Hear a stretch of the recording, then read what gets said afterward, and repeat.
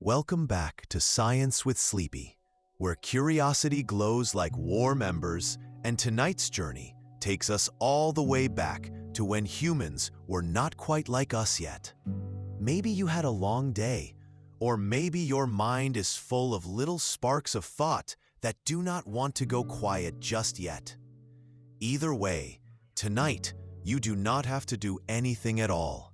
You can just lie back, breathe slowly, and let your imagination follow the soft crackle of ancient fires. If you find that these long, gentle stories help you rest, you might like having them waiting for you whenever you need them. When you subscribe, each new journey through time and science will be there, ready to keep you company at the end of the day. The way of familiar fire is always there at the center of camp. It also quietly helps others who like sleepy science find their way here, one tired mind at a time. Tonight, we're going to travel to a time before cities, before writing, before houses, before even real language as we know it. A time when our ancestors walked through grasslands, forests, and caves, watching storms roll over the horizon and animals drift across the plains. A time when the night was truly dark, and the only light came from the moon, the stars, and something wild and dangerous that fell from the sky.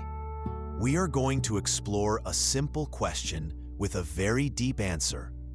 How did early humans discover fire? And how did it change everything? We will wander through lightning storms and burning forests. We will sit beside the first controlled campfires and feel the warmth on our faces.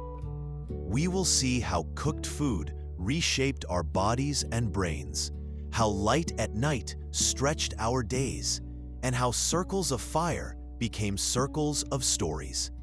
By the time we reach the end of this calm journey, you will have drifted through hundreds of thousands of years of quiet change. You will see how one glowing flame slowly turned frightened primates into planners, storytellers, and builders. And through it all, you can let your breath slow, your muscles soften, and your thoughts grow gentle, like ashes settling after a long burning fire. You do not have to remember every detail. You can let the ideas wash over you like warm light. If you drift off in the middle, that is perfectly fine. The story will keep going without you. Like a campfire that keeps glowing, even when your eyes close. Now, if you are ready, let us step into the deep past, where the first sparks begin. Chapter 1: A world before fire belonged to us. Before humans ever tamed fire, fire was already part of the earth. Long before there were people, lightning struck dry forests and set trees burning. Volcanoes spat glowing lava that rolled downhill like slow rivers of light. Falling rocks from space hit the ground and started wild blazes. Fire is not something humans invented. It is a natural force as old as forests and air. Geologists studying layers of rock have found thin bands of charcoal that are hundreds of millions of years old. These black traces are tiny fossils of ancient fires. Long before mammals appeared, long before dinosaurs walked, forests were already burning and regrowing in slow, endless cycles. Fire has been part of Earth's story for as long as there have been plants and air that can burn. Imagine you are standing with an early human ancestor on an open plain. The air is dry. The tall grass rustles all around you. In the distance, dark clouds pile up over the hills. You do not have words like storm front or electric charge. You just feel a strange pressure in the air. The wind shifts. The sky flickers. A bright bolt slashes down from the clouds and hits a tree. For a moment, everything is white. Then there is a sharp crack of thunder that shakes your bones. When your eyes clear, you see something new. The tree is glowing at the edges. Tiny orange tongues lick up the bark. Smoke curls into the darkening sky. You do not know what this is. You only know that it is bright, hot, and alive in a way that nothing else seems to be. To early humans, wildfires were both terrifying and useful. When a forest or grassland burned, animals fled. After the flames passed, the ground was cleared. Fresh green shoots would sprout from the blackened soil. New plants would grow that were easier to see and easier to reach. Burned land also made it simpler to spot prey and predators. Today, ecologists who study fire, called fire ecologists, know that many ecosystems depend on regular burning. Some seeds will not even open unless they are heated by flames. Certain pine cones, for example, are sealed with a special resin that melts only in fire, freeing the seeds inside. Shrubs in fire-prone regions grow thick bark or store energy in deep roots, so they can sprout again after a blaze. So when our ancestors watched a burned plain turn green and rich with life again, they were seeing something real about how Earth works. Even if they did not have names for it, they were watching a natural rhythm: burn, rest, regrow. Some researchers think our ancestors may have followed these burns, walking along the edges of old fires to find food. In this way, fire was already shaping their movements, even before they could control it. It was like a wild animal they did not understand, but could still benefit from at a distance. Paleoanthropologists, scientists who study ancient humans, look at animal bones from very old sites and notice patterns. In some places, there are more bones from animals that like fresh, low plants, like antelope and certain kinds of deer. These are the types of animals that move into burned areas to graze. That suggests early humans might have been tracking the trails of fire and the animals that followed. For a long time, fire belonged only to storms, volcanoes, and accidents. Our ancestors could watch it. They could feel its heat on their skin when they got too close. They could smell the sharp, bitter scent of smoke. They could see animals fall and trees collapse. But they could not yet hold it, carry it, or keep it. Imagine nights before fire.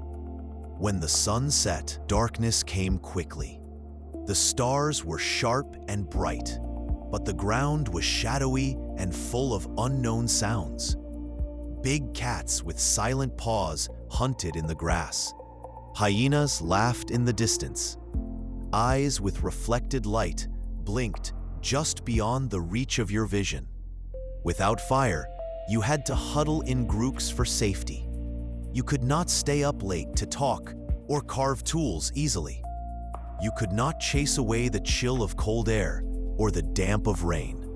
Night was something to hide from. Anthropologists who study modern hunter-gatherer groups, like the Hadza of Tanzania or the San of southern Africa, see how important light is at night, even today.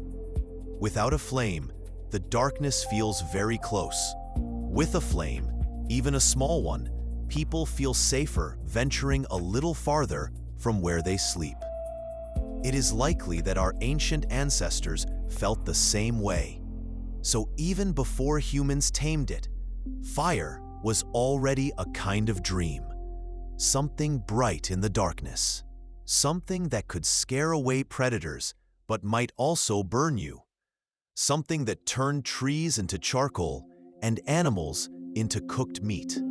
Something our ancestors stared at with a mixture of fear and wonder, long before they found a way to make it their own. In more than one culture, old stories say that animals were the first ones to know fire. Some tales tell of birds that stole embers in their beaks, or small mammals that carried coals in their fur. These myths are not science, but they hint at a deep feeling that fire was once something wild that belonged only to the world itself and not to us. Here, we are just watching. We are standing at the edge of a lightning fire, feeling heat on our faces and the tremble of the ground beneath our feet.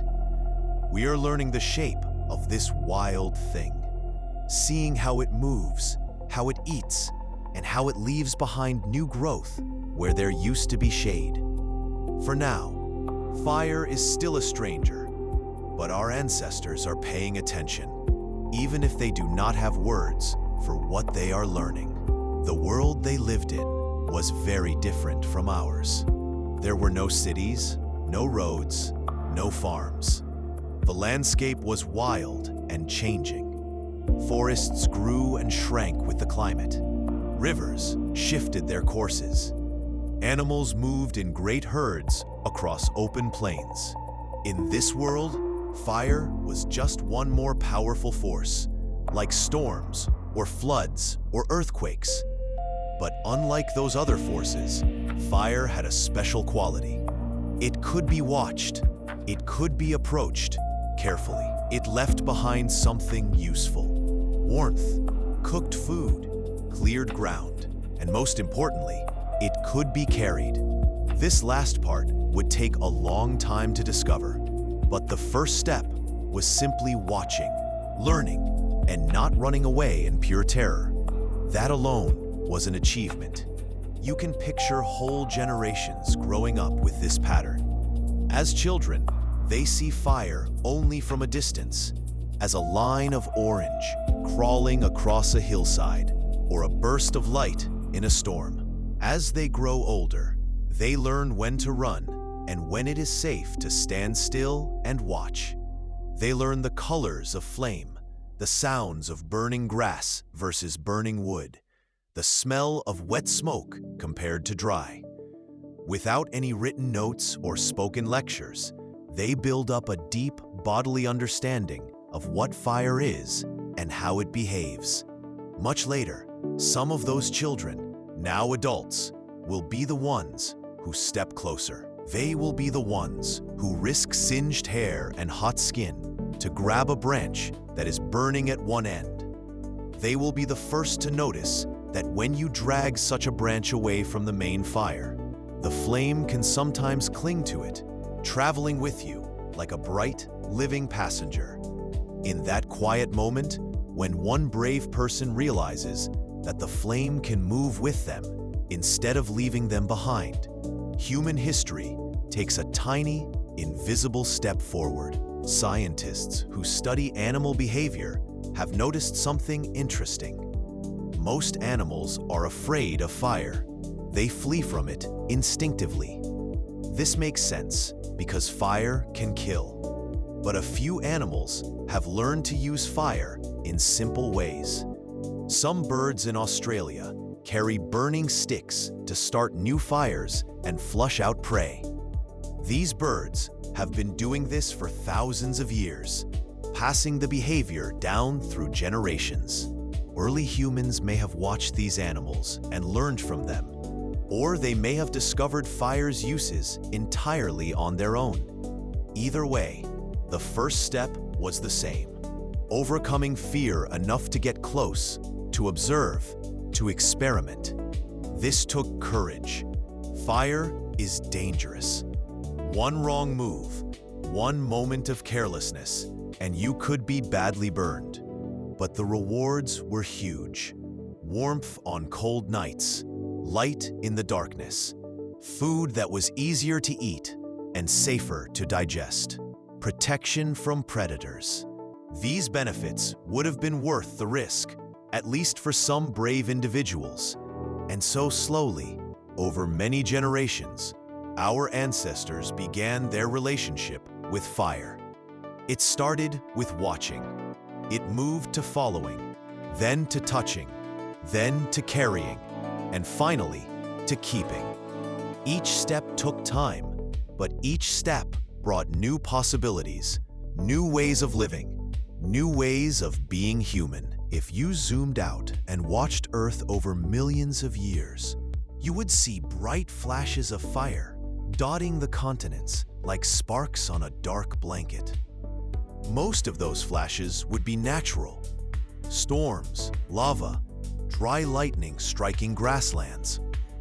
But at some point in that long movie, something new would appear. Tiny clusters of light would begin to reappear in the same places night after night. They would flicker, fade, and then appear again, a little distance away, following the paths of small groups of wandering humans. Those repeating lights, those patient little campfires, would mark a turning point in Earth's history. For the first time, a single species was not just surviving fire, but guiding it, taming it, and carrying it along on its journeys. Chapter 2: First Encounters, First Courage.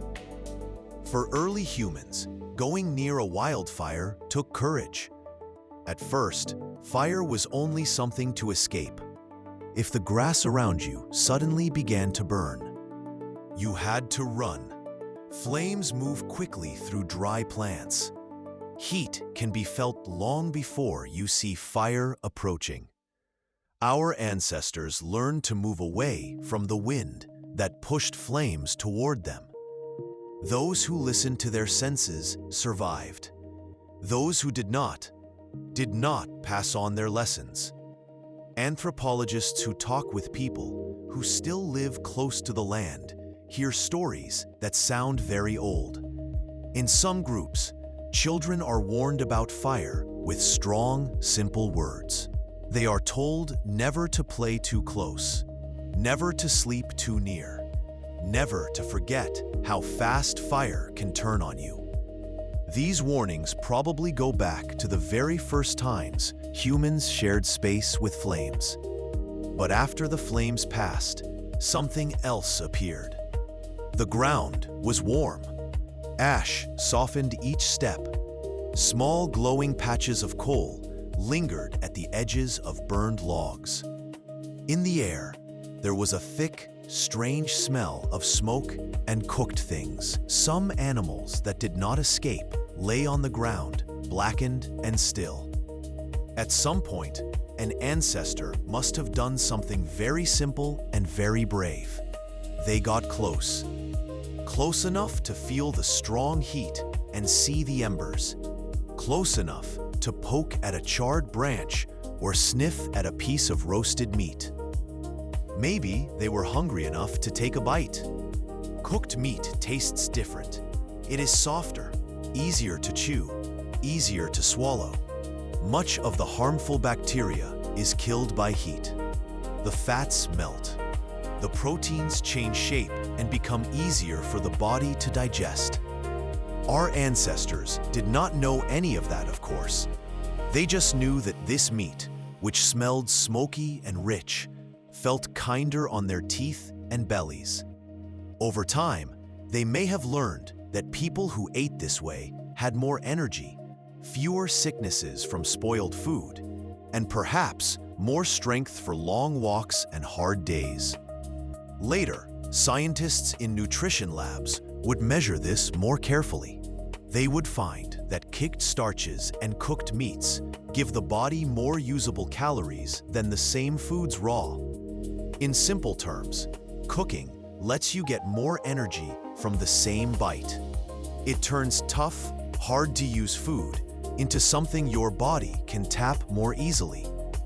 So our ancestors began to visit burned places on purpose. They looked for still warm patches. They searched for half-burned logs and glowing coals. Maybe they learned to pick up a long branch, one end blackened and still smoking, and carry it back to a safer spot.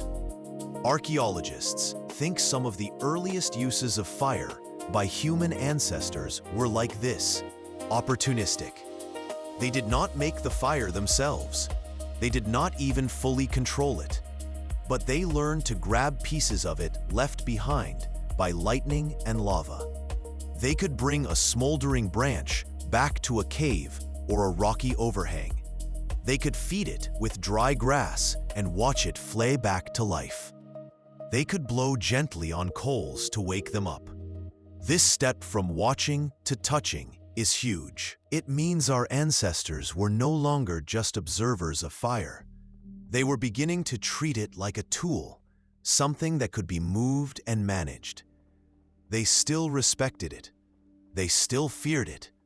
But now, they also depended on it.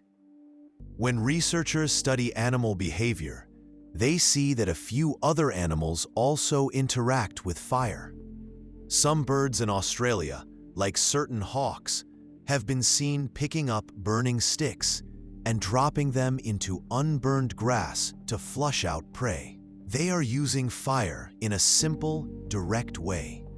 Our ancestors may have watched animals like this and learned from them, just as they learned from the landscape. Imagine the first time a small group kept a fire alive through the night. They might have taken turns adding dry sticks. They might have learned that wet wood smoked too much, making eyes water and lungs ache. They might have noticed that some woods burned longer and slower, while others flared bright and fast. They probably learned that wind could make flames dance higher, and that covering coals with ash helped keep them warm for longer. None of this needed written rules. It only needed careful watching, quiet copying, and a little bit of shared memory from one person to the next. There is evidence that early human relatives, like Homo erectus, were using fire in some form at least 400,000 to 800,000 years ago, and perhaps even earlier. In caves such as Wonderwerk in South Africa, scientists have found ash and burned bones deep inside, far from the entrance. This suggests that fire was not just a passing visitor from a wildfire. It was brought in, tended, and used. At Wonderwerk, tiny bits of ash are mixed with stone tools and animal bones in layers of soil. When chemists examine these particles under microscopes and run tests, they can tell that some grass and wood were heated to temperatures typical of a campfire, not of a natural brush fire outside. That is one quiet clue that humans were sitting beside these flames on purpose. In other sites, like Gesher Benot Yaakov in the Jordan Valley, archaeologists have found clusters of burned flint and charred seeds, spread in patterns that look like repeated hearths. These are not giant bonfires that raced across the whole landscape. They are small, local fires in places where people also left tools and food remains. Picture that cave, long ago. Outside, night has fallen. The air is chilly. Inside, a small fire glows near the center of a wide, sheltered space. The walls glitter faintly with minerals in the light. Shadows flicker and stretch. Several figures sit or lie around the heat, their faces relaxed. In their hands, they hold bones with cooked marrow, roots softened by the fire, and tools they can now see well enough to shape. One person reaches forward with a careful hand, turning a stick so the end does not burn too quickly. Another leans over the embers and blows gently, making them glow brighter. A child, eyes wide, copies the motion, puffing small breaths and watching the coals respond. For the first time in history, night is no longer a solid wall. There is a circle of light, a bubble of coziness in a wild world. Inside that bubble, early humans share warmth, food, and perhaps the very first hints of something else. Long, slow, shared quiet. The courage to go near fire, to touch it, to carry it, and finally to keep it alive, was one of the bravest things our species ever did. It did not happen in a single night. It took many, many generations of trial and error, of burns and lessons. But slowly, flame moved from the forest edge into the center of human life. Archaeological sites from this early period are rare and hard to interpret. Fire leaves behind ash and charcoal, but these can be scattered by wind, washed away by rain, or mixed with other materials over thousands of years. Still, researchers have found some clues. At a site called Zhoukoudian in China, where Homo erectus lived hundreds of thousands of years ago, scientists have found layers of ash mixed with stone tools and animal bones. The ash is concentrated in certain areas, suggesting that fires were built in the same spots repeatedly. This is different from a wildfire, which would leave ash scattered randomly. These patterns suggest intentional, controlled use of fire. But not all scientists agree on when humans first controlled fire. Some think it happened very early, perhaps 1 million years ago or more. Others think it happened later, maybe 400,000 years ago. The evidence is tricky, because natural fires can also leave behind ash and burned bones. The key is finding patterns that only make sense if humans were tending the fire on purpose. One clue is the location of burned materials. If you find ash deep inside a cave, far from the entrance, that suggests someone brought fire in. Natural fires do not usually burn inside caves. Another clue is repeated use of the same spot. If you find multiple layers of ash in the same place, separated by other materials, that suggests people kept coming back to light fires there. At Wonderwerk Cave in South Africa, researchers found evidence of fire use dating back about 1 million years. The burned materials are deep inside the cave, and they include not just ash, but also burned bones and plant remains. This suggests that early humans were not just using fire, but using it to cook food. This is a huge step. It means that by 1 million years ago, or perhaps even earlier, our ancestors had moved beyond just watching fire or borrowing it briefly. They were bringing it into their living spaces, keeping it alive, and using it regularly. They had made fire part of their daily routine. The people who did this were not like us in many ways. They had smaller brains, simpler tools, and probably no language as we know it. But they had curiosity, courage, and the ability to learn and pass knowledge to others. These qualities would prove to be just as important as bigger brains or better tools. Fire was their first great technology. It was the first thing they learned to control that was not just a rock or a stick, but a force of nature itself. This was a turning point, a moment when humans began to see themselves not just as part of nature, but as beings who could shape and use nature's powers. Later technologies would build on this foundation. Stone tools, clothing, shelters, and eventually writing and machines all depended, in one way or another, on the extra energy, safety, and time that fire gave. Without fire, our ancestors would have remained limited by darkness, cold, and hard, raw food.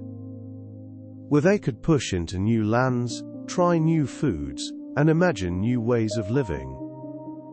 When archaeologists draw timelines of human history, they often mark big changes: the first stone tools, the rise of Homo sapiens, the development of farming. But somewhere near the beginning of that long line, there is a quieter mark, the first controlled fire. Without that small, glowing dot, many of the later marks might never have appeared at all. If you want to picture what those early fire users were like, you can imagine a single day in their lives. Morning begins before the sun is fully up. The air is cool, Mist hangs low over the ground. A few glowing coals from the night's fire still rest under a thin blanket of ash.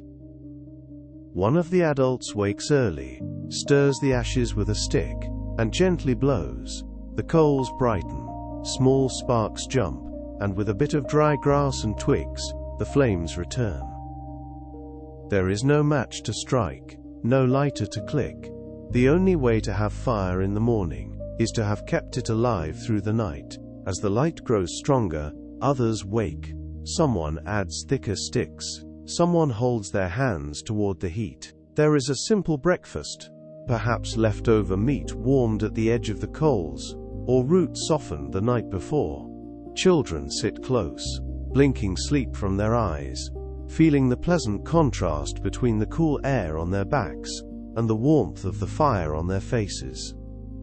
Later the group prepares to move. They cannot stay in one place forever. Food becomes scarce if they do. Water sources dry or change. Animals move on. As they pack stone tools, slings and simple bags for carrying food, someone also prepares the fire. A long, sturdy branch with a glowing end is chosen. Or a bundle of dry plant fibers is wrapped around a live coal. This becomes the traveling flame, guarded carefully as they walk. During the day, the group moves through tall grass, scattered trees, and patches of rocky ground. The sun is high and strong. Fire does not seem as important now, but the ember still matters. If the group stops to rest, someone checks it, adds a little fuel, and makes sure it does not die. If wind picks up, they shield it. If rain begins to fall, they hurry to find shelter before the ember cools. In the late afternoon, they find a new place to camp. Perhaps there is a low cave, or a line of boulders that can block wind. Perhaps there is a view that lets them see far across the land. The ember, still glowing faintly, is placed gently on dry grass and leaves. Twigs are arranged on top. Someone leans close and blows with practiced breaths. Slowly, smoke appears, then a small flame, then a growing fire. When night comes again, the new camp looks a lot like the old one. People gather in a loose ring. Food is cooked. Stories, in whatever early form they exist, are shared. The circle of light pushes the darkness back a little. Outside, predators still move. Eyes still glint in the distance. But inside the ring, there is warmth, company, and a sense that the group has created a small island of safety in a wild world. This simple pattern, repeated day after day, season after season, generation after generation, may not look dramatic at first, but it slowly reshapes everything. It changes where people can live, how far they can travel, what they can eat, and how they spend their evenings. Under the quiet flicker of these early fires, human life is being rewritten in ways that will echo for hundreds of thousands of years. When scientists talk about technology today, we might think of computers, phones, or rockets. But in a deep sense, fire was our first true high technology. Even if it needed no wires or screens, it required knowledge, cooperation, and careful practice. It could fail spectacularly if misused. It demanded respect, and like modern technologies, it could be shared, taught, improved, and woven into every part of life. If you imagine a simple list of what fire offered early humans, it might look like just a few words: warmth, light, cooked food, protection, tools. But each of those small words hides a vast network of changes. Warmth means pushing into colder lands, changing clothing and shelters, changing migration routes.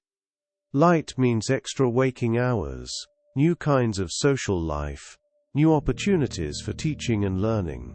Cooked food means altered bodies, altered health, and altered minds.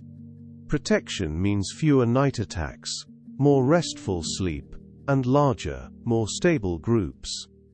Tools made with fire mean better hunting, better building, and better crafting. All of those threads start here, with a few brave steps toward a glowing log on a dark night, and a decision to keep coming back to that strange, powerful thing, instead of running away from it forever. Chapter 3: Learning to Keep the Flame.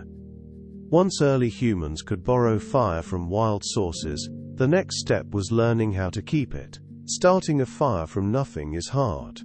Even today, rubbing sticks together or striking stones is a skill that takes practice. For our ancestors, in the beginning it was probably easier to guard a flame than to make one. So fire became a responsibility. Imagine a group moving across a landscape, searching for food and water. They cannot always rely on lightning to strike at the right time. So they might carry a small ember with them, wrapped in something that holds heat, but catches fire slowly.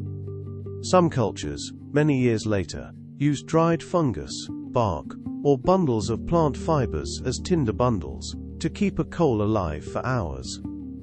Archaeologists studying modern hunter-gatherer groups have documented how carefully fire is tended. Among the Hadza people of Tanzania, who still live in ways similar to our ancient ancestors, firekeeping is a respected skill. They wrap glowing coals in leaves and carry them for miles, checking and breathing on them regularly to keep them alive. This is not easy. One wrong move, one moment of inattention, and the ember dies. Someone in the group would have watched that ember carefully. They would have checked it, blown on it, added a bit of dry grass now and then. If it went out, they might feel shame. If they kept it alive, they brought light and warmth to the next camp. In this way, fire wove itself into social life. Keeping a flame became a kind of job, a quiet duty. Perhaps elders, who walked more slowly, or those who could not hunt, took charge of guarding the embers. Children might have watched with wide eyes, learning which materials worked best, which wood smoked, and which sparked. Different types of wood burn differently. Hardwoods like oak and hickory burn slowly and create long-lasting coals. Softwoods like pine burn quickly and brightly but fade fast. Early humans would have learned these differences through trial and error, passing knowledge from one generation to the next. They would have noticed that green wood, still full of moisture, smoked heavily and was hard to light. Dry, dead wood caught fire easily and burned cleanly. Archaeologists have found layers of ash and charcoal in ancient sites like Gesher Benot Yaakov, in what is now Israel, dated to almost 800,000 years ago. The ash is in repeated layers, separated by other remains. This suggests fire was not used just once and forgotten. It was returned to, again and again. At this site, researchers led by archaeologist Naama Goran Inbar found evidence of controlled fire use over many thousands of years. The burned materials are not scattered randomly across the landscape. They are concentrated in specific areas, suggesting intentional hearths. The patterns show that people came back to the same spots, perhaps because they were sheltered from wind, or because the ground was already prepared, or simply because it felt like home. Inside caves and rock shelters, hearths began to appear. At first they might have been simple, a shallow pit, a few stones, a pile of ashes.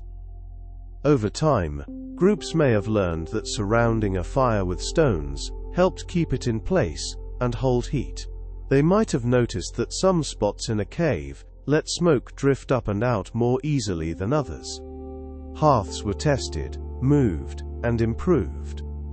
In the cave of Lazaret in France, archaeologists have found evidence of hearths from around 200,000 years ago.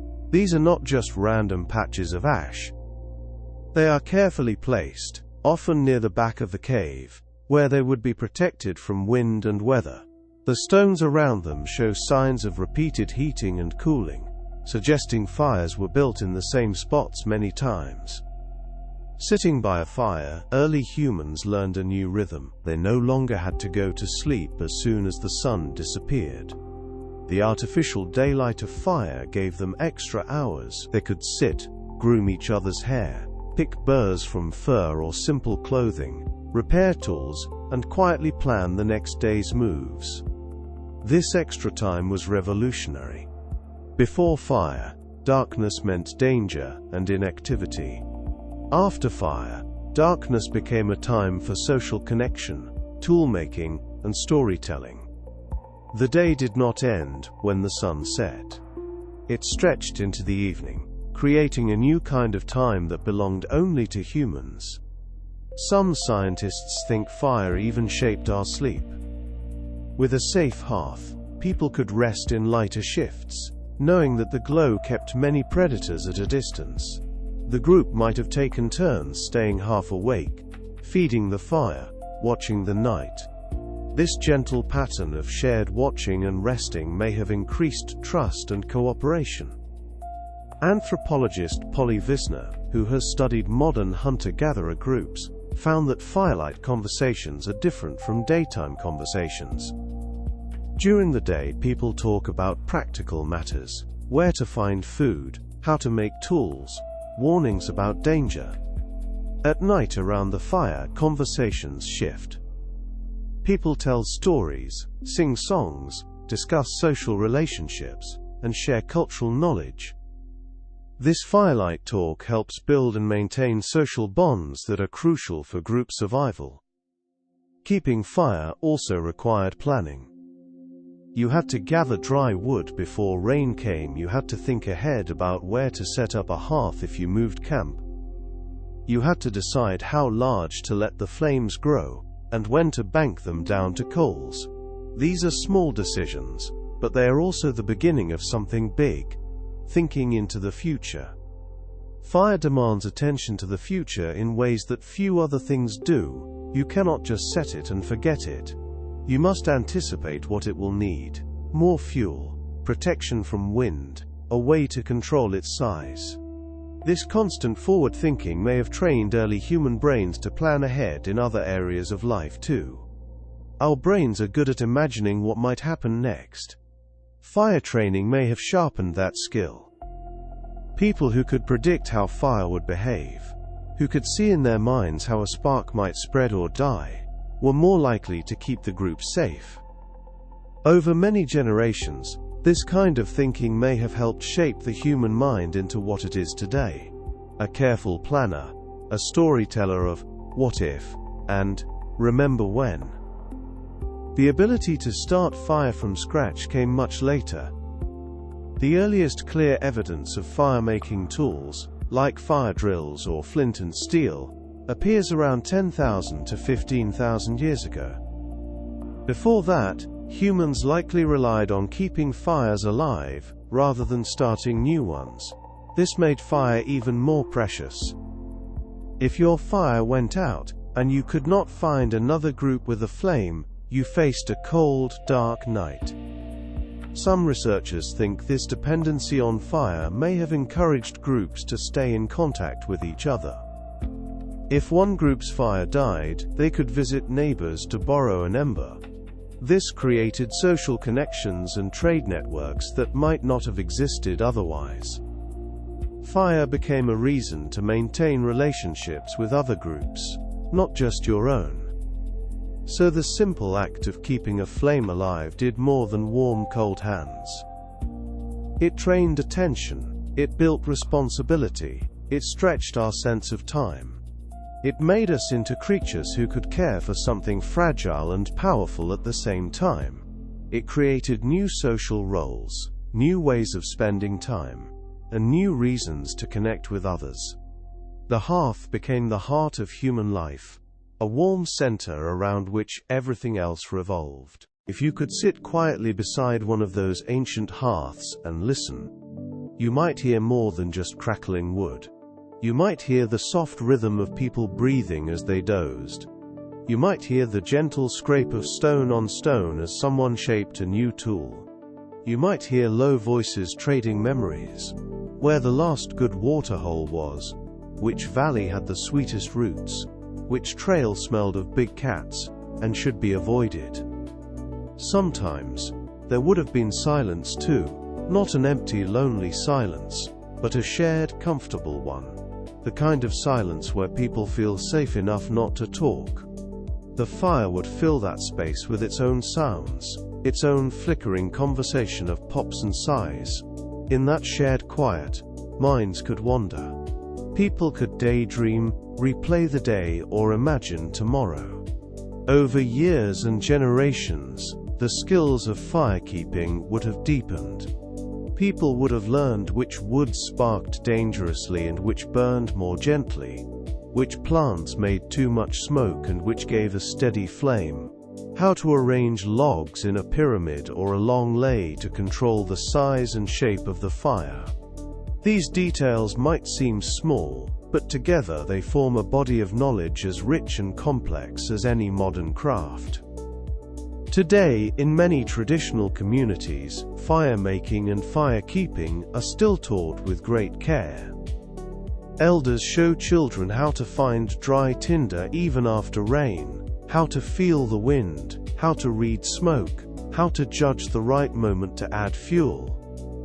These lessons are passed down in stories and demonstrations, not in books. It was likely the same long ago. Fire knowledge lived in people's hands, eyes, and habits, woven into the quiet routines of daily life. Some scientists think that the way we organize our homes today still reflects this ancient pattern. In many cultures, kitchens and stoves are central places in the house, spots where people gather, talk, and share food. Even in modern cities, people often say that parties end up in the kitchen. Long ago, the hearth was the kitchen, the living room, and the gathering place all at once. It was where warmth, food, and company all came together. If you imagine looking down at an ancient camp from above, you might see a rough ring of sleeping places, tool-making spots, and storage areas arranged around a central fire. That simple layout, a circle of life around a point of light, may be one of the oldest patterns in human living spaces. It is so simple but also so powerful, a warm, safe center, and a world that becomes less certain the farther you step away from it. Chapter 4: Cooking Bodies, Cooking Brains. One of the most important changes fire brought was cooking. Raw food takes a lot of work to chew and digest. Tough roots, raw meat and fibrous plants ask your jaw, teeth and stomach to work very hard. Before fire, night was a wall. When the sun set, darkness came quickly. The stars were sharp and bright, but the ground was shadowy and full of unknown sounds. Big cats with silent paws hunted in the grass. Hyenas laughed in the distance. Eyes with reflected light blinked just beyond the reach of your vision. Without fire, you had to huddle in groups for safety. You could not stay up late to talk or carve tools easily. You could not chase away the chill of cold air or the damp of rain. Night was something to hide from, something to survive, not something to live in. Then, fire changed everything. Imagine the first time a small group kept a fire alive through the night. Outside, the darkness pressed close. But inside the circle of light, there was warmth, there was safety. There was a space that felt different from the wild world beyond. This circle of light became the first human community. During the day, people spread out to gather food, hunt, scout, or watch children. Their attention was pulled in many directions, but at night they gathered back at the hearth. Here, they could share what they had seen. They could warn each other about nearby predators or strange events. They could pass knowledge down to younger members of the group. The fire circle became a natural gathering place. It pulled people together, creating a shared center around which everything else revolved. This simple pattern, a circle of life around a point of light, may be one of the oldest patterns in human living spaces. But the fire circle did more than just gather people. It created a new kind of space, a new kind of time, a new kind of human experience. Anthropologists who study modern hunter-gatherer groups have noticed something interesting. When they record conversations during the day, and conversations at night around a fire, they find that the topics are completely different. Daytime talk is practical and task-focused. People discuss where to find food, how to make tools, warnings about danger. It is about survival, about getting things done, about the immediate needs of the moment. But nighttime talk around the fire is different. It is social, cultural, and imaginative. People tell stories, sing songs, discuss social relationships, and share cultural knowledge. They talk about things that are not immediately present, distant places, remembered ancestors, imagined spirits, or plans for the future. This pattern seems to be universal across human cultures, suggesting it is very old.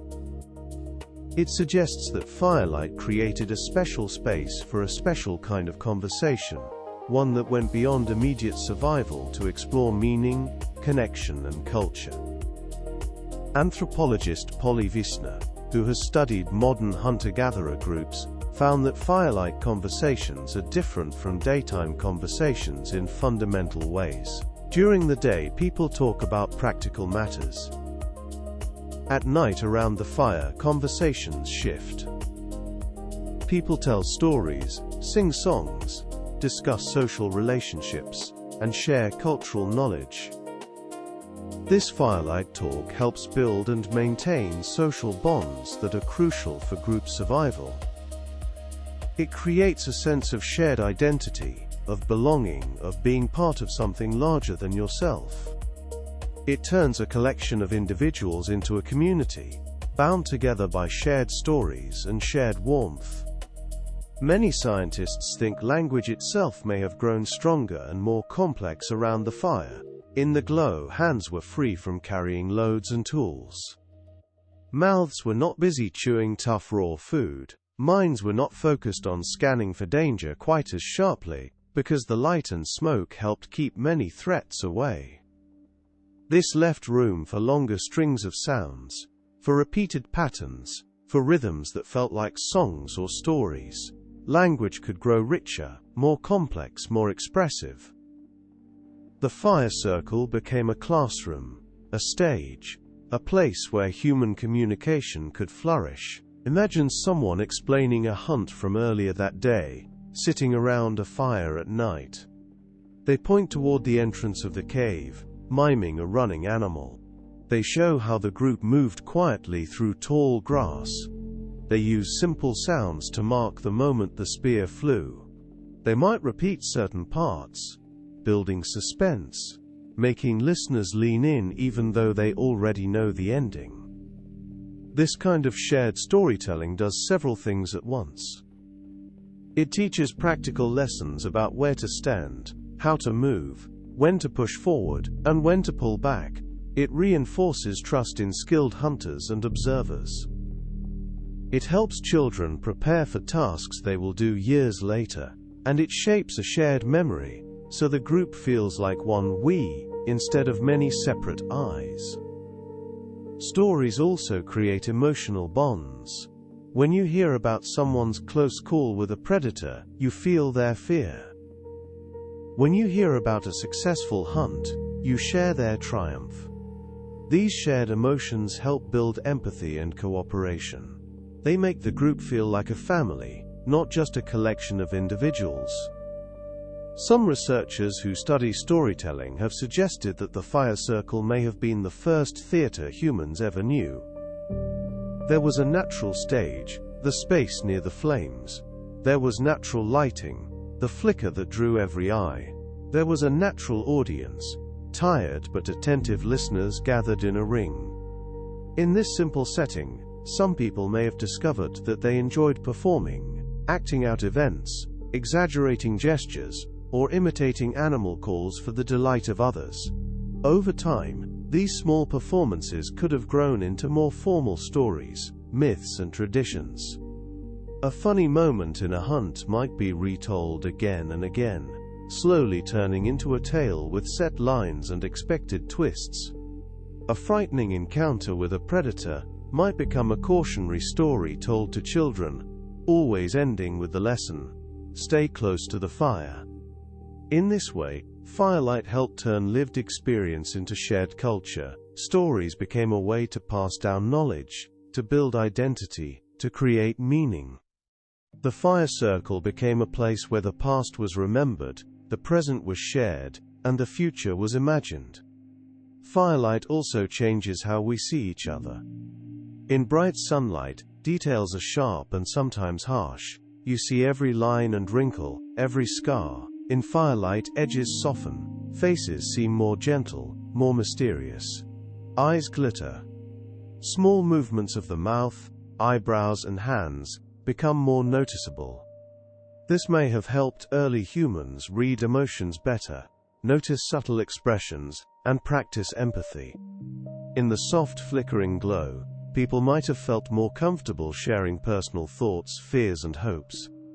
Research in psychology has shown that dim, warm light makes people feel more relaxed and open. It reduces stress and makes social interactions feel safer. Firelight would have created this same effect naturally.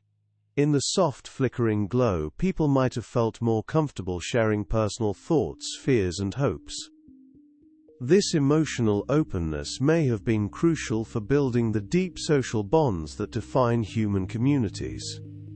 It allowed people to see each other not just as fellow survivors, but as individuals with feelings, fears, and dreams.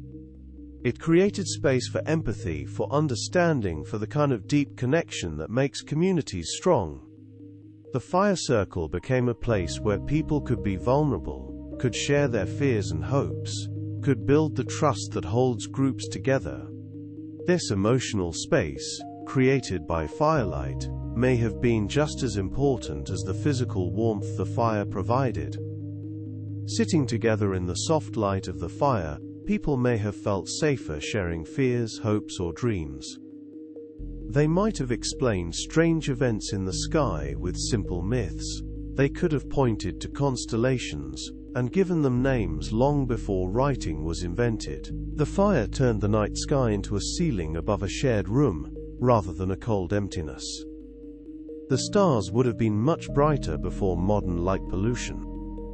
Early humans would have seen thousands of stars, the Milky Way stretching across the sky, and the slow movement of planets. Around the fire, they could point to these lights, tell stories about them, and create the first maps of the sky. These stories would have been passed down for generations, creating a shared understanding of the cosmos. The stars became characters in stories, markers of time, guides for navigation. The fire circle became a planetarium, a classroom, a place where the universe was explored and explained. This connection between fire and stars is deep. Both are sources of light in the darkness. Both are objects of wonder and mystery. Both became central to human culture, to our stories, to our understanding of the world. Around the fire, early humans created the first astronomy, the first mythology, the first attempts to understand their place in the cosmos. These stories, told in firelight, would be passed down for thousands of years, becoming the foundation of later science, religion, and culture. Fire also became part of ritual. Many cultures, even in more recent times, use fire in ceremonies, lighting candles, burning incense, tending eternal flames. It is easy to imagine that very old humans, far back in time, may have begun simple rituals too. Maybe they always lit the fire in the same way. Maybe they thanked it in gestures. Maybe they danced around it when a hunt was successful, or when a child was born. Rituals create a sense of order and meaning in an uncertain world. They mark important moments, births, deaths, successful hunts, changing seasons. Fire, with its warmth and light, would have been a natural focus for these rituals. The act of lighting a fire, tending it and sharing it, would have taken on deeper meaning over time. It became more than just a practical task. It became a symbol of continuity, of care, of the group's shared life. These actions would have made group life feel stable. When storms came, when someone was injured, when food was scarce, the fire still lit in the same hearth as always. The familiar crackle, warmth and smell would remind everyone that some things were steady. This sense of stability may have helped humans handle fear and uncertainty in a world full of unknowns.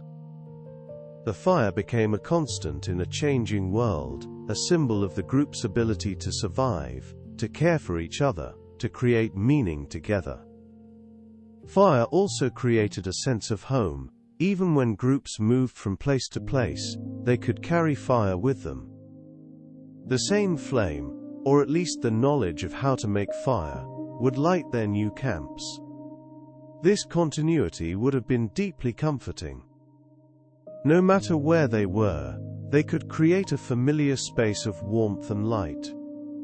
So fire was more than a tool, it was a kind of social glue. It pulled people together, it created a shared center, it lit up faces, stories, and emotions. It gave humans a space not just to survive, but to reflect, remember, and imagine. It helped language grow richer, stories grow deeper, and relationships grow stronger. Around the fire, early humans became more than just a group of individuals. They became a community, bound together by shared warmth, shared stories, and shared dreams. This social function of fire may have been just as important as its physical benefits. The warmth and light were crucial, but so was the sense of belonging, of connection, of being part of something larger than yourself. Anthropologists studying modern hunter-gatherer groups see this pattern clearly. In many such societies, the fire circle is still the center of social life. People gather around it to share food, tell stories, make decisions, and build relationships. The fire is not just a source of warmth and light. It is a symbol of community, of continuity, of the bonds that hold people together. This social function of fire continues today. Even in modern societies, people gather around fires. Campfires, fireplaces, candles. These gatherings create a sense of connection, of shared experience, of being part of a community. The fire circle remains a powerful symbol of human togetherness. Firelight may also have changed our dreams. Sleep researchers who look at patterns of rest in traditional societies have found that people often wake briefly during the night, especially when sleeping near a communal fire. Someone gets up to add wood. Someone rolls over and checks the coals. Someone listens for distant sounds in the dark. These short awakenings break the night into gentle segments, with moments of semi-wakefulness between deeper sleep. In those quiet, half-awake moments, minds may drift in a special way. Images from dreams mix with the soft crackle of the fire and the faint shapes of sleeping companions. Ideas, fears, and memories blend together. The next day, some of these dream fragments might be shared around the fire as stories or omens. In this way, fire and sleep become linked not just in safety, but in imagination. The fire circle became a place where dreams and waking life could mingle, where the boundaries between conscious and unconscious thought could blur.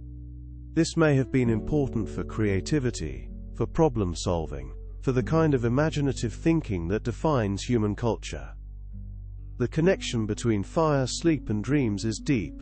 All three are states of altered consciousness, of different ways of experiencing the world. The fire circle became a place where these states could coexist, where the boundaries between them could be explored. In myths from many cultures, fire is often stolen from the gods, or brought down from the sky, by a daring hero or trickster. These stories may reflect a deep memory that once, long ago, fire truly did belong only to nature, and humans had to find a way to borrow it. The Greek myth of Prometheus, who stole fire from the gods and gave it to humans, is one of the most famous, but similar stories exist in cultures around the world. The Maori of New Zealand tell of Maui, who stole fire from the underworld. Native American tribes have stories of animals or heroes who brought fire to humans. These myths suggest that the memory of fire as something powerful and hard to obtain was deeply embedded in human culture. They reflect the importance of fire, the difficulty of obtaining it, and the transformative power it had once humans learned to control it. These myths also show how fire became central to human identity. It was not just a tool, but a gift, a treasure, something that defined what it meant to be human. The stories of how fire was obtained became part of how humans understood themselves, their place in the world, and their relationship with the forces of nature. The myths of fire are also stories of transformation. They tell of how humans changed from creatures who feared fire to creatures who controlled it. They tell of how fire changed human life, making it warmer, safer, more meaningful. They are stories of becoming, of evolution, of the journey from animal to human. The social function of fire continues today. Even in modern societies, people gather around fires, campfires, fireplaces, candles. These gatherings create a sense of connection, of shared experience, of being part of a community. The fire circle remains a powerful symbol of human togetherness. Research has shown that people feel more relaxed and open around fires. They talk more, share more, connect more deeply. The fire circle creates a space where the usual barriers between people can soften, where deeper connections can form. This is not just nostalgia or romanticism. It is a real psychological effect. The fire circle taps into something deep in human psychology, something that connects us to our ancient past, to the first communities that gathered around the first fires. Even when we cannot have a real fire, we create fire-like spaces, restaurants with fireplaces, coffee shops with warm lighting, living rooms arranged around a central focus. These spaces echo the ancient pattern of the fire circle, creating a sense of warmth, safety, and community. The fire circle is not just a thing of the past. It is a living pattern, a way of being together that continues to shape human culture today.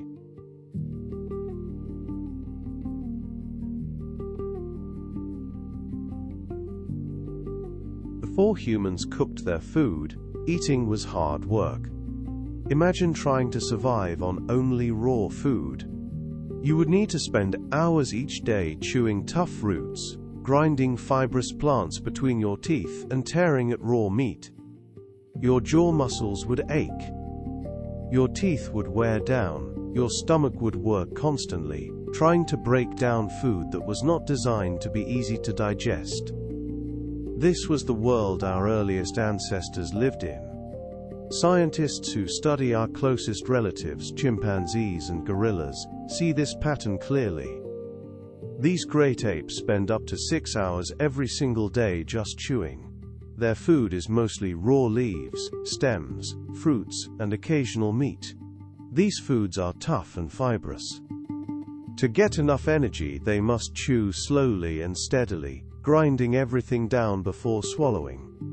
Chimpanzees have powerful jaws and large teeth.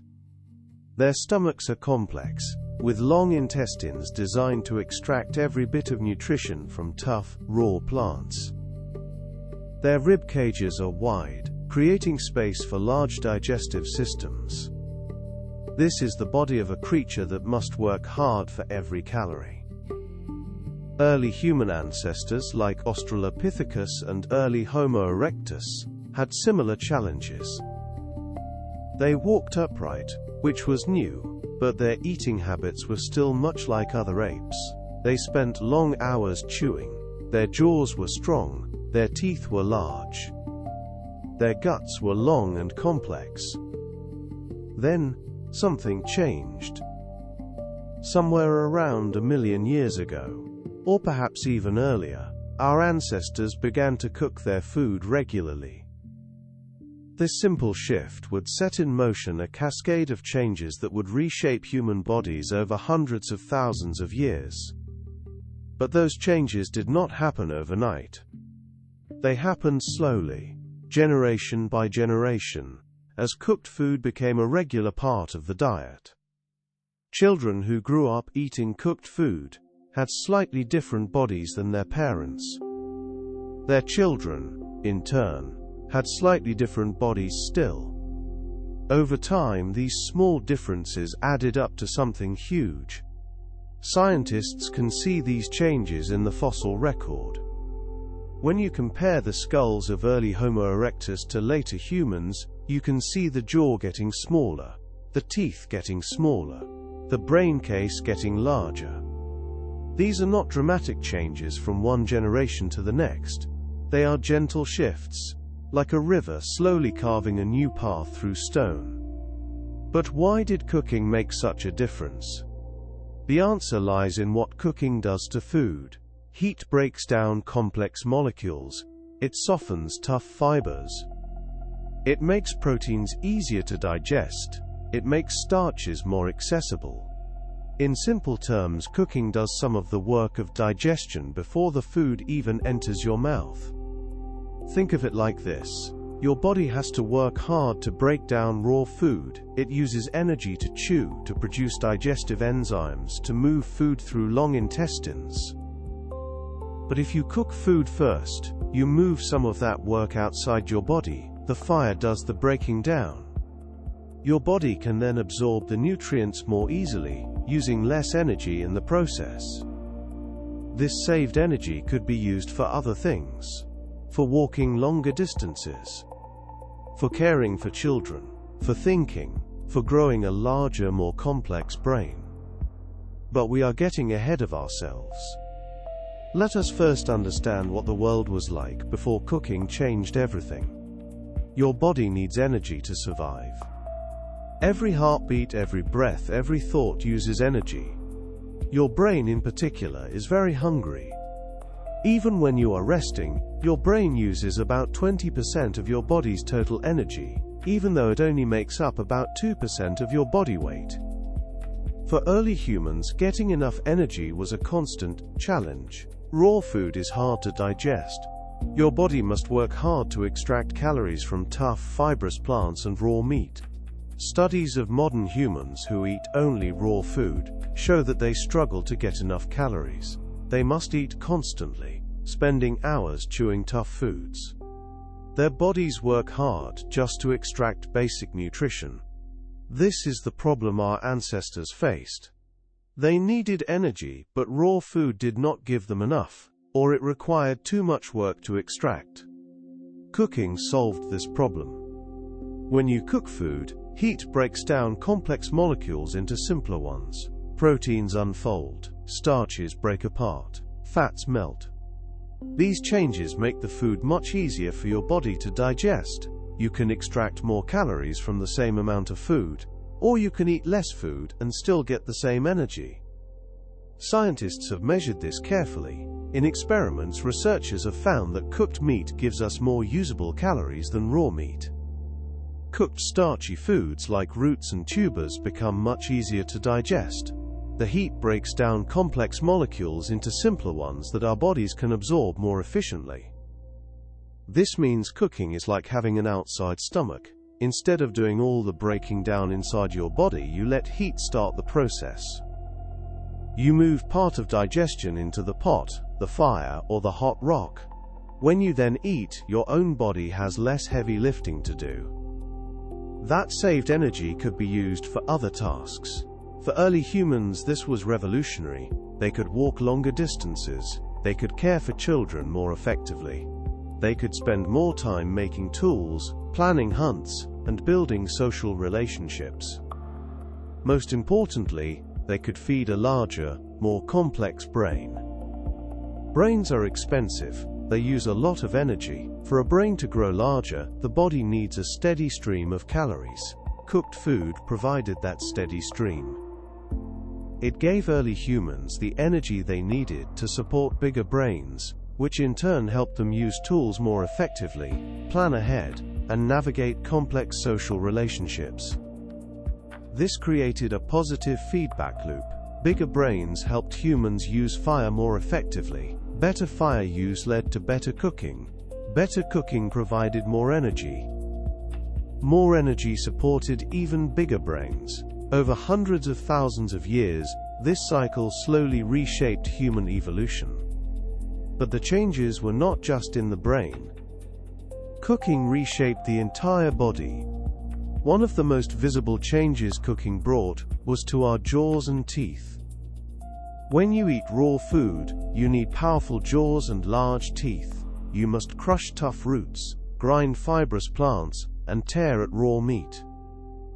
This requires strong muscles and big chewing surfaces. But when you cook food, it becomes softer. You do not need such powerful jaws. You do not need such large teeth. Over many generations, as cooked food became the norm, human jaws began to shrink. Teeth began to get smaller. Scientists can see this in the fossil record. When you compare early Homo erectus skulls to later human skulls, the jaw gets noticeably smaller. The teeth get smaller too. The chewing muscles which attach to the skull leave smaller marks on the bone, suggesting they were not as powerful. This change happened gradually. No single person woke up one morning with a smaller jaw. But over many generations, the gentle pressure of cooked diets nudged human bodies in a new direction. Children who could thrive on cooked food, who did not need such powerful jaws, were more likely to survive and have children of their own. Slowly the pattern reinforced itself. Scientists who study teeth can even see hints of these changes in tiny details. Under a microscope, the chewing surfaces of fossil teeth show patterns of scratches and pits. These patterns, called microwear, tell us what kinds of foods those teeth were used on. Heavy chewing of hard, raw foods leaves deep scratches and large pits.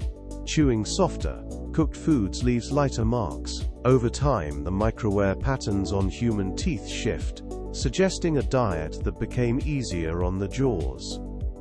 This change had consequences. Smaller jaws meant more room in the skull for other things. More room for the brain. The shrinking of the jaw and the growth of the brain happened together, two sides of the same evolutionary coin. But the changes were not just in the head.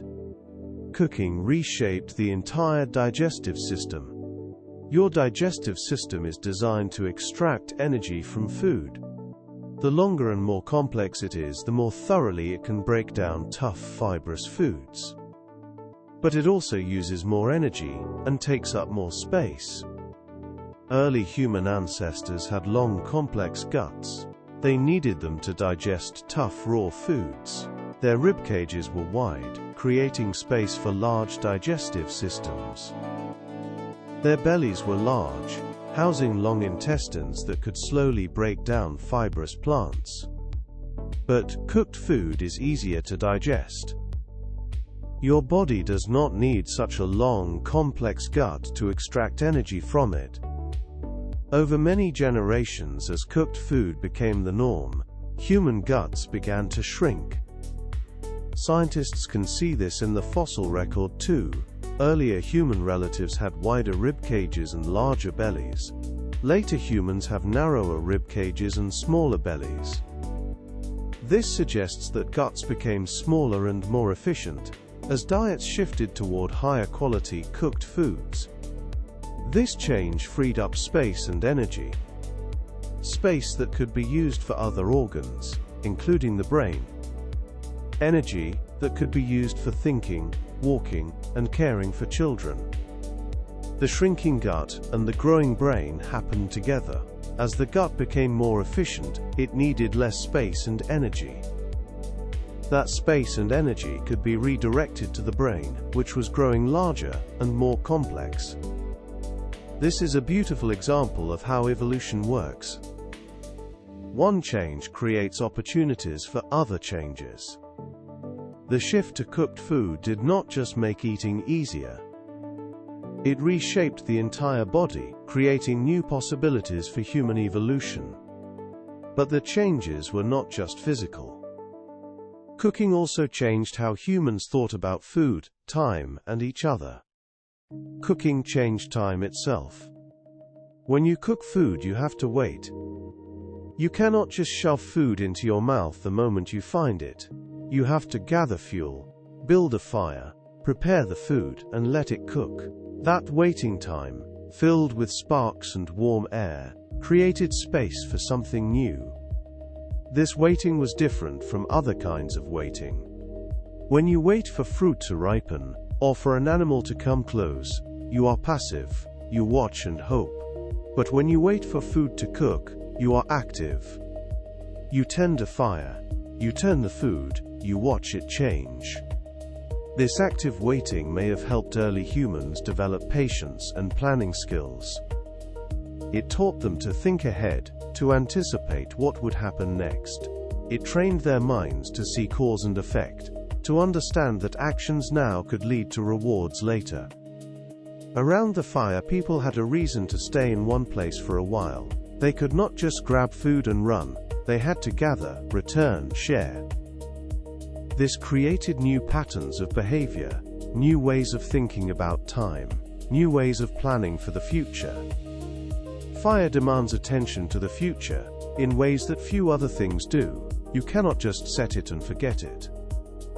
You must anticipate what it will need. More fuel, protection from wind, a way to control its size. This constant forward thinking may have trained early human brains to plan ahead in other areas of life too. Our brains are good at imagining what might happen next. Fire training may have sharpened that skill. People who could predict how fire would behave, who could see in their minds how a spark might spread or die, were more likely to keep the group safe. Over many generations, this kind of thinking may have helped shape the human mind into what it is today, a careful planner, a storyteller of what if, and remember when.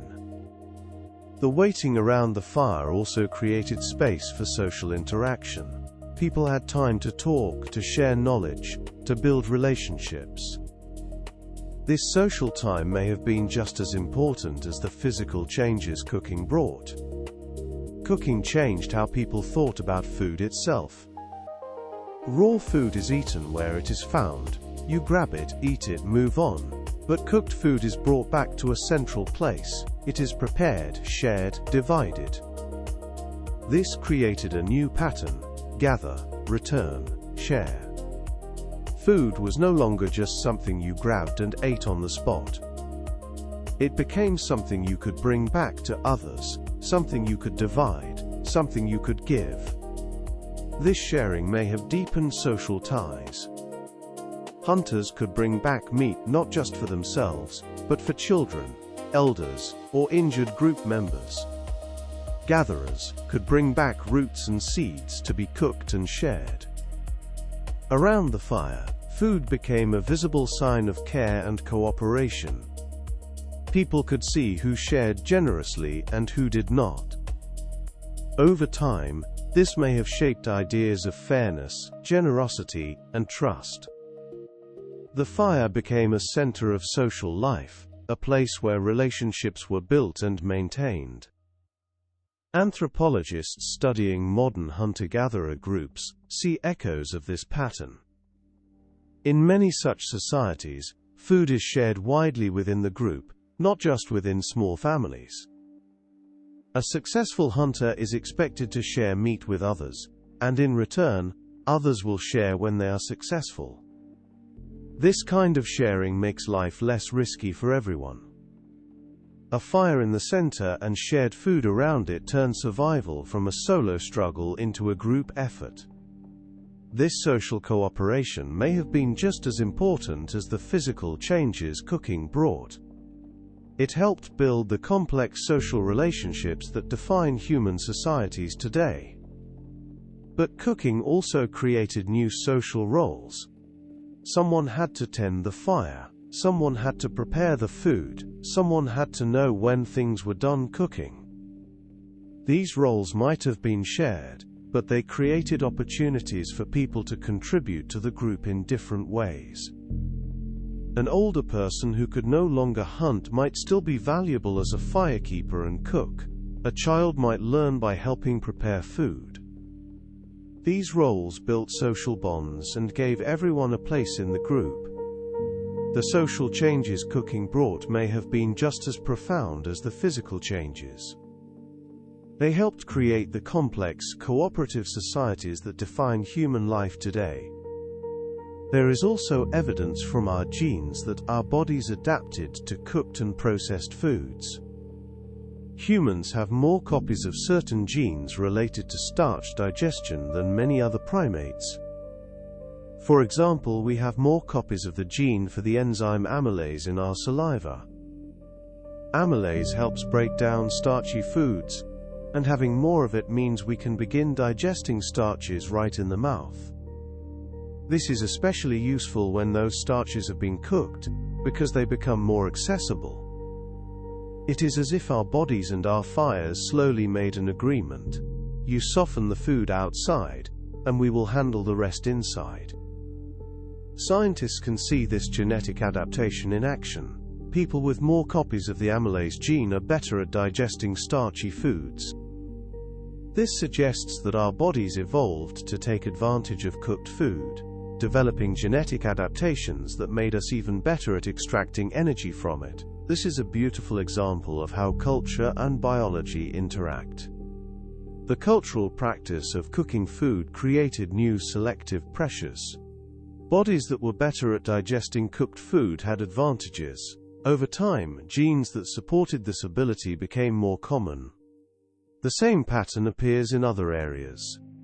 Our ability to digest lactose, the sugar in milk, is another example.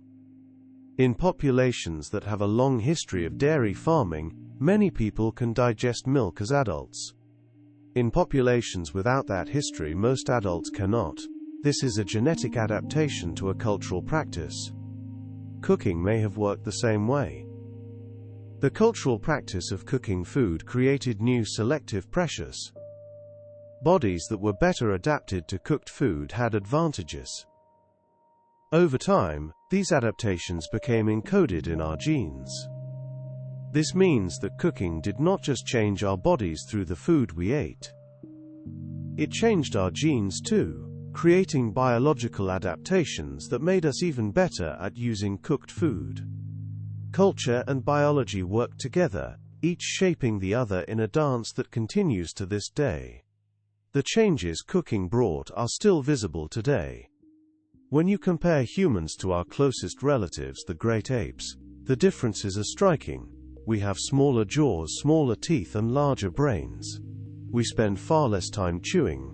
We have more efficient digestive systems. These are all adaptations to cooked food. But you can also see these changes in action.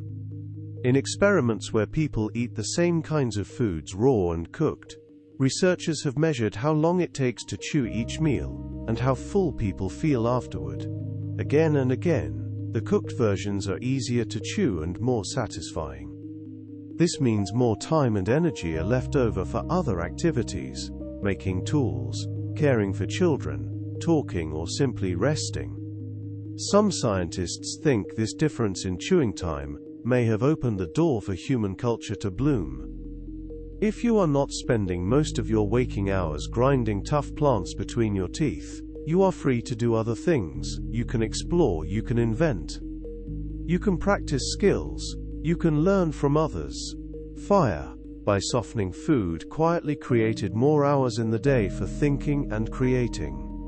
The modern world is built on this foundation. Every cooked meal, every warm room, every moment of leisure owes something to that first cooked meal by an ancient fire. The changes cooking brought are not just in the past, they are in our bodies, our genes, our way of life. But cooking also brought challenges. As our bodies adapted to cooked food, we became dependent on it. Today, humans cannot easily survive on only raw food. Our bodies have evolved to expect cooked meals. This is both a strength and a vulnerability. It is a strength because cooked food gives us more energy, more time, more possibilities. It is a vulnerability because we are now dependent on fire, on cooking, on the ability to transform raw food into something our bodies can use. This dependency is part of what makes us human. We are creatures of culture, of technology, of fire. We are not just biological beings, but cultural ones too. Our bodies and our culture have shaped each other, creating the complex, fire-dependent species we are today.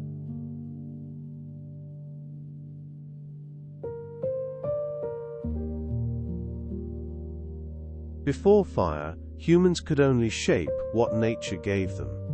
They could chip stones into sharp edges, they could carve wood into spears. They could weave grass into baskets. But they could not change the fundamental nature of materials. They could not turn soft clay into hard pottery. They could not pull metal from stone. They could not transform one thing into something completely different. Then, fire changed everything. Fire did not just warm and light, it transformed. It unlocked possibilities that had never existed before. With fire, humans learned to reshape the world itself, one heated moment at a time. This is the story of how fire became humanity's first great tool for transformation. How it unlocked pottery, metalworking, and the technological innovations that would eventually build cities, empires, and the modern world. It all started with simple experiments, with curious hands placing objects near flames and watching what happened. Imagine an early human sitting by a fire one evening, perhaps tens of thousands of years ago. They have been tending this fire for hours. They know its moods. They know how to feed it, how to bank it, how to read its colors and sounds. The fire is familiar, a companion in the darkness. But tonight, something different happens. Maybe they place a piece of wet clay near the edge of the fire, perhaps to mark a spot, or for some other simple reason. They do not think much about it. They turn away, tend to other tasks, talk with others around the circle. Hours pass. The fire burns low. When they look back, they notice something strange. The clay is no longer soft and wet. It is hard. It is solid. It has changed. This moment, this simple observation, would eventually change the world. Archaeologists have found evidence of fired clay objects dating back at least 20,000 years. But the techniques likely developed much earlier, as people experimented with clay near their fires. Someone noticed that clay hardened when heated. Someone else tried shaping it first, then heating it. Slowly, over generations, pottery was born. But pottery was not invented in a single moment. It emerged from thousands of small experiments, thousands of curious observations, thousands of moments when someone placed something near a fire and watched what happened. Fire invited this kind of curiosity. You could place objects near it and watch them change. You could listen to the sounds they made, pops, cracks, hisses. You could smell new scents as resins melted and fats burned. Every evening by the fire was a little laboratory, a place where the world could be tested and transformed. This experimental spirit, this willingness to try new things and observe what happens, may have been one of fire's greatest gifts to humanity. It taught early humans that the world could be changed, that materials could be transformed, that new possibilities could be discovered through careful observation and experimentation. The discovery of pottery was revolutionary. Before pottery, humans could store food and water only in natural containers, shells, gourds, animal skins, woven baskets. These worked, but they had limits. They could leak, they could break easily, they could not be used for cooking directly over fire. Pottery changed all of that. With pottery, humans could store food and water reliably. They could cook in containers, boiling water, making stews, preparing foods in ways that had never been possible before. They could carry liquids over long distances. They could preserve food for longer periods. The earliest known pottery dates back about 20,000 years, found in China. But the techniques for firing clay likely developed much earlier, as people experimented with clay near their fires. The process was simple at first. Shape wet clay into a container, let it dry, then place it near or in a fire. The heat would drive out the water and harden the clay, creating a durable container. But making good pottery required learning. You had to know which clays worked best. You had to know how to shape the clay so it would not crack. You had to know how hot to make the fire, and how long to keep the pottery in the heat. Too little heat, and the pottery would remain soft. Too much heat, and it would crack or shatter. Over time, people learned to build special fires for pottery, creating kilns that could reach higher temperatures and heat more evenly. They learned to control the airflow, to add fuel at the right times, to read the colors of the flames and coals to know when the pottery was ready. This knowledge was passed down through generations, becoming a craft, an art, a technology. Pottery became one of humanity's first manufactured goods, something that could be made, traded, and improved upon. But pottery was just the beginning. Fire had more transformations to offer. While some humans were learning to fire clay, others were discovering something even more remarkable. Fire could pull metal from stone. This discovery would take longer to develop, but it would be even more transformative. Metal tools were stronger than stone. They could be reshaped, repaired, and reused. They could hold sharper edges. They could be made into new forms that stone could never achieve. The first metal humans worked with was likely copper. Copper ore, when heated to high temperatures, releases the metal in a process called smelting. But this required very hot fires, fires that could reach temperatures of over 1000 degrees Celsius. This was far hotter than a simple campfire. To reach these temperatures, humans had to learn to make charcoal. Charcoal is wood that has been burned in a way that removes most of the water and volatile compounds, leaving behind almost pure carbon. Charcoal burns much hotter than regular wood, and it was essential for metalworking. The process of making charcoal itself was a discovery. Someone noticed that wood buried under earth and burned slowly produced a different kind of fuel. This charcoal burned hotter and longer than regular wood. It was the key to unlocking metal. Archaeologists have found evidence of copper smelting, dating back at least 7,000 years, in places like modern-day Turkey and Iran. But the techniques likely developed earlier, as people experimented with different ores and different firing methods. The process was complex. You had to find the right kind of ore, you had to build a furnace that could reach high enough temperatures. You had to control the airflow, often using bellows to force air into the fire and make it burn hotter. You had to know when the metal was ready, reading the colors and sounds of the process. Those who mastered this craft became highly valued. Metalworkers were like magicians, able to pull shining metal from dull stone. Their knowledge was precious, passed down carefully from master to apprentice. But copper was just the beginning. Later humans would learn to mix copper with tin to make bronze, which was harder and more useful. Even later, they would learn to work with iron, which required even higher temperatures and more sophisticated techniques. Each step required better control of fire, better understanding of heat, better technology for creating and managing high temperatures. Fire was the teacher, and humans were the students, learning slowly over thousands of years. Fire also unlocked other materials and techniques. Wood could be hardened by heating it slowly, making it stronger and more durable. This was useful for spear tips, tool handles, and other items that needed to be tough. Someone noticed that wood left near a fire, but not in it, became harder. This knowledge was applied, refined, and passed down.